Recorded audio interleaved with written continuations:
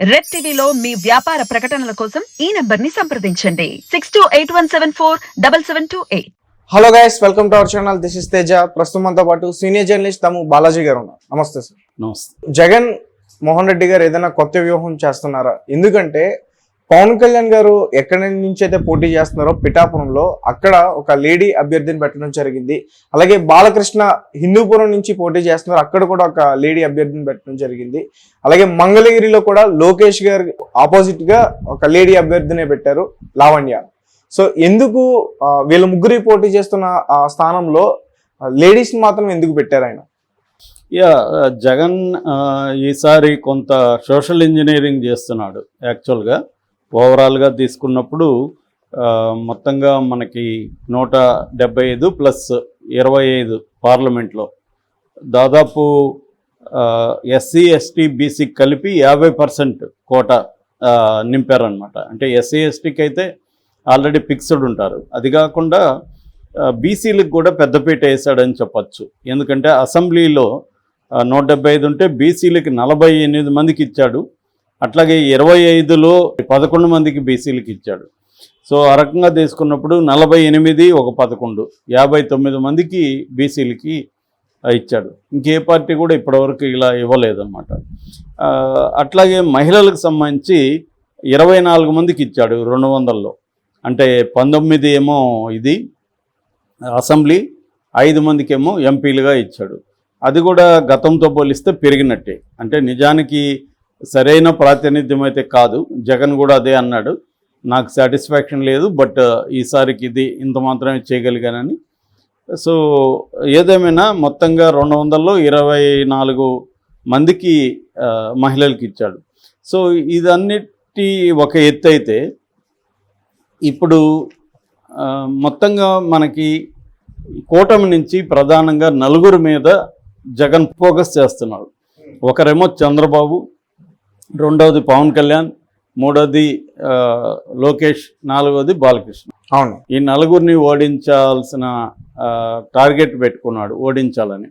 అయితే కుప్పంలో ఎప్పటి నుంచో భరత్ పనిచేసుకుంటూ వస్తున్నాడు. ఆయన వన్నికుల క్షత్రియ కులం. సో తను అక్కడ పనిచేస్తున్నాడు. ఆల్రెడీ కుప్పంలో చంద్రబాబును ఓడించడానికి పెద్దిరెడ్డి రామచంద్రారెడ్డికి కూడా బాధ్యత అప్పగించాడు. లోకల్ ఎలక్షన్ అంతా కూడా ఒక రకంగా వైసీపీనే స్వీప్ చేసింది. మరి ఇప్పుడు ఏం జరుగుతుందో చూడాలి. అక్కడ మొన్ననే హంద్రీని జలాలను కూడా ఇచ్చారు. తర్వాత అక్కడ అనేక అభివృద్ధి కార్యక్రమాలను కూడా జగన్ చేస్తున్నాడు. సో అదొకటి. ఇక ఇప్పుడు టాపిక్ ఏంటంటే అందరూ కూడా చర్చించుకుంటుండేది ఒక విచిత్రమైన విషయం కనబడుతుంది. అదేంటంటే మిగతా ముగ్గురు, ఇటు బాలకృష్ణ కానీ, ఇటు పవన్ కళ్యాణ్ కానీ, లోకేష్, ఈ ముగ్గురు మీద మహిళలను రంగంలోకి దించాడు జగన్. సో ముందుగా బాలకృష్ణ విషయం తీసుకుంటే హిందూపురం అనేది 1983 నుంచి కూడా తెలుగుదేశానికి కంచుకోట. అప్పట్లో ఎన్టీఆర్ అక్కడ గెలిచాడు. తర్వాత హరికృష్ణ, బాలకృష్ణ వాళ్ళ బ్రదర్, తను అక్కడి నుంచి గెలిచాడు. ఇతను కూడా 2014 తర్వాత గెలుస్తూనే వస్తున్నాడు, ఎవరు, బాలకృష్ణ. అయితే ఇతను ఓడించడానికి అనేక రకాలుగా క్యాండిడేట్లంతా కూడా మార్చి చూశాడు జగన్. ఫస్ట్ నవీన్ నిచ్చల్కి ఇచ్చాడు, నవీన్ నిచ్చల్ ఓడిపోయాడు. తర్వాత ఇక్బాల్ అనే ఒక పోలీస్ ఆఫీసర్ని తీసుకొచ్చి అక్కడ రంగంలోకి దించాడు, పోలీస్ ఆఫీసర్లు కూడా ఓడిపోయారు. తర్వాత ఎవరిని దించాలనేది తెలియట్లేదు. ఇక్బాల్కి మళ్ళీ ఎమ్మెల్సీగా ఇచ్చాడు. మళ్ళీ ఇక్బాల్నే దించుదామంటే ఇక్బాల్ ఏమో సరిగా అక్కడ పనిచేయలేదు. ఇక 3 గ్రూపులుగా విడిపోయారు. అక్కడ వైసీపీలోనే 3 గ్రూపులు అయిపోయినాయి. ఈ క్రమంలో అక్కడ బేలూరు రామకృష్ణారెడ్డి అనే అతని హత్య జరిగింది. దానివల్ల అక్కడ గందరగోళమైన పరిస్థితులు నెలకొన్నాయి. సో దీంట్లో బెటర్ ఆప్షన్ ఏందని ఆలోచించినప్పుడు అతనికి టిఎన్ దీపిక అనే ఆమె కనిపించింది. టిఎన్ దీపిక ఎవరంటే గతంలో లేదా ప్రజెంట్ కూడా అక్కడ వైసీపీలో యాక్టివ్గా ఉన్న ఒక నాయకుడు భార్య, వేణుగోపాల్ రెడ్డి అని ఆయన భార్య ఈమె.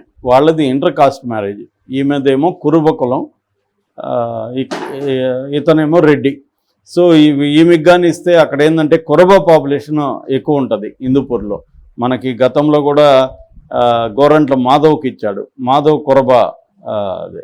కాబట్టి అక్కడ సునాయాసం గెలవగలిగాడు ఎంపీగా. సో అందుకని ఈసారి ఒక సోషల్ ఇంజనీరింగ్ పేరుతో కులాల సమీకరణాలని జగన్ రాష్ట్ర వ్యాప్తంగా చేస్తున్నాడు. అలాగే హిందూపూర్లో కూడా కురబకి ఇవ్వడం వల్ల కురబ బ్యాక్వర్డ్ కులం కాబట్టి ఆ కులం అంతా సపోర్ట్ చేస్తుంది. ఎలాగూ హస్బెండ్ రెడ్డి కాబట్టి రెడ్డి వైపు నుంచి కూడా ఎట్లాగూ జగన్కి ఆ సామాజిక వర్గం బలంగానే ఉంటుంది. సో ఈ సమీకరణాలను పెట్టి చేశారు. రెండోది ఏంటంటే బాలకృష్ణ పైన ఉన్న అభియోగం ఏంటంటే ఆయన అందుబాటులో ఉండడని. మనకు తెలుసు ఆయన రాజకీయాల కంటే కూడా సినిమాలకే ఎక్కువ ఇంపార్టెన్స్ ఇస్తాడు. సో ఇక్కడే ఎక్కువ ఉంటాడు తప్ప అక్కడ పోయి అందుబాటులో ఉండడు. వాళ్ళ పిఏ మీద కూడా అనేక ఆరోపణలు అక్కడ వచ్చాయి. గతంలో పిఏని మార్చాడు మళ్ళీ. అయితే ఈ మధ్య అప్పుడప్పుడు వెళ్ళడం, అక్కడ ఏదో హాస్పిటల్లో అక్కడ నా సొంత ఫండ్స్ పెడుతున్నానని చెప్పడం ఇవన్నీ చేస్తున్నాడు. కానీ లోకల్గా ఉండైతే ఫైట్ చేయట్లేదు. మరి బాలకృష్ణ మీద వ్యతిరేకత ఏమన్నా ఏమికి ఉపయోగపడుతుందా, ఫ్రెష్ క్యాండిడేట్ అనే ఫీలింగ్ వస్తుందా? రెండోది మహిళల్లో కూడా కొంత సింపతి ఏమైనా వస్తుందా, ఒక మహిళను గెలిపిద్దా? ఇంతవరకు హిందూపూర్లో ఏ పొలిటికల్ పార్టీ కూడా ఎప్పుడు కూడా మహిళల్ని దించలేదు, ఫస్ట్ టైం ఇది. సో అదేమన్నా కలిసి వస్తుందా అనేది చూడాలి బాలకృష్ణకి యాంటీగా.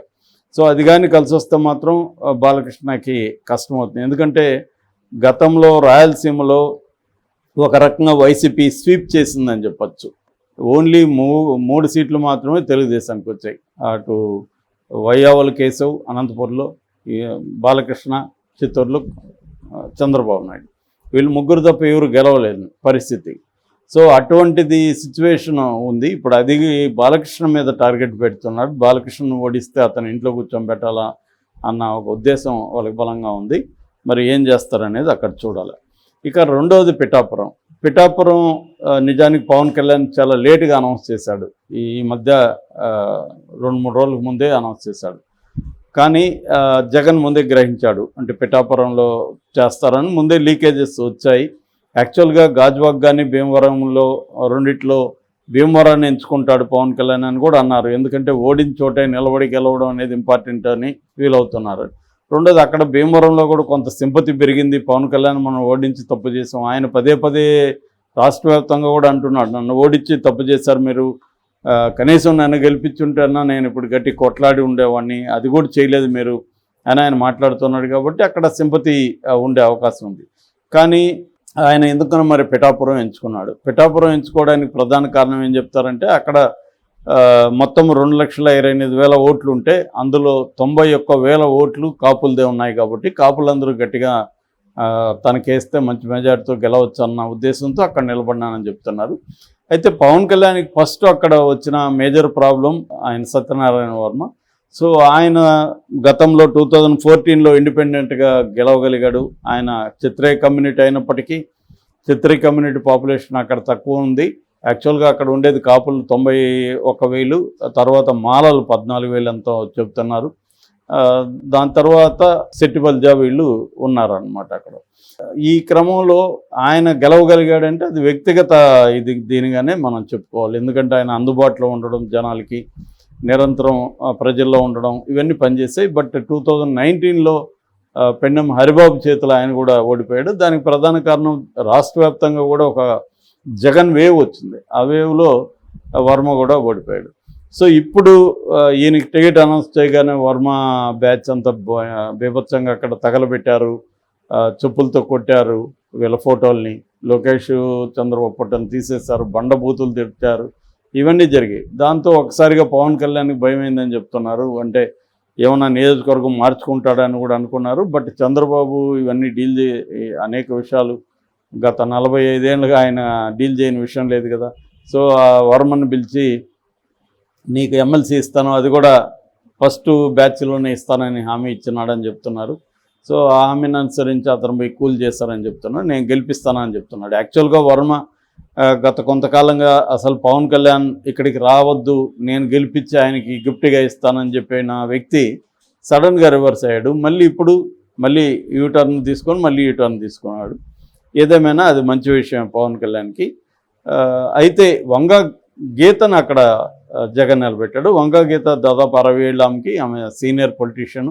యాక్చువల్గా ఆమె నాగపూర్ యూనివర్సిటీలో లా చేసింది, అడ్వకేట్గా స్టార్ట్ చేసింది. బట్ రాజకీయాల్లోకి వచ్చి 1989లో అంటే చాలా అర్లీగానే ఆమె తెలుగుదేశంలో చేరింది. ఫస్ట్ తెలుగుదేశంలో ఉండింది, తర్వాత కాంగ్రెస్లో నుంచి ఎమ్మెల్యేగా గెలిచింది, ప్రజారాజ్యం నుంచి కూడా ఎమ్మెల్యేగా గెలిచింది ఆమెకి కూడా బాగా పట్టుంది. మొన్నటి వరకు ఆమె కాకినాడ ఎంపీగా ఉన్నది, ఇప్పుడు ఇక్కడ నిలబెట్టారు.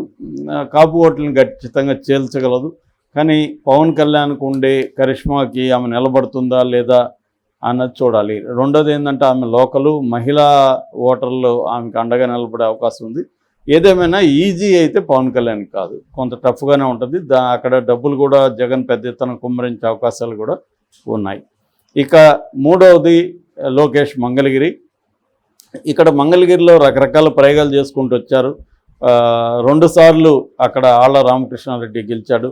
లాస్ట్ టైం లోకేష్ మీద 533 ఓట్ల మెజార్టీతో ఆళ్ల రామకృష్ణ గెలిచారు.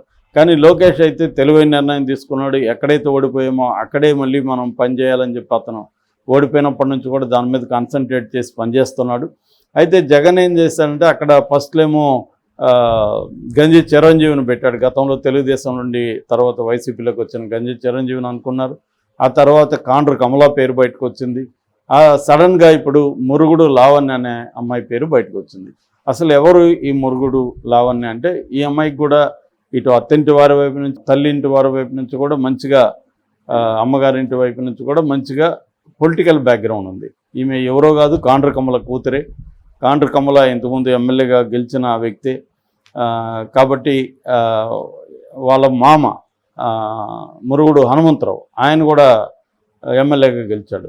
అంటే వాళ్ళు 2 సార్లు, ఆయనైతే 2 సార్లు గెలిచాడు. 99లో 2004లో హనుమంతరావు ఎమ్మెల్యే, 2009లో కాండ్రు కమల ఎమ్మెల్యే.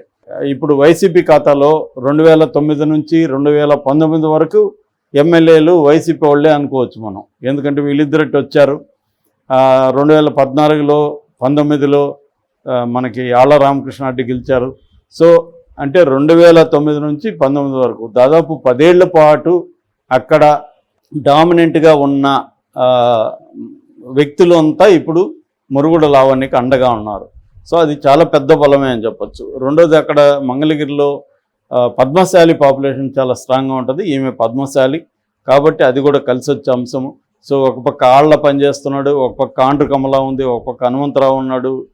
ఈమెకి చాలా బలమైతే ఉంది. లోకేష్కి అంత ఈజీ విన్ అయితే కాదు, చాలా టఫ్ అనుకోవాలి.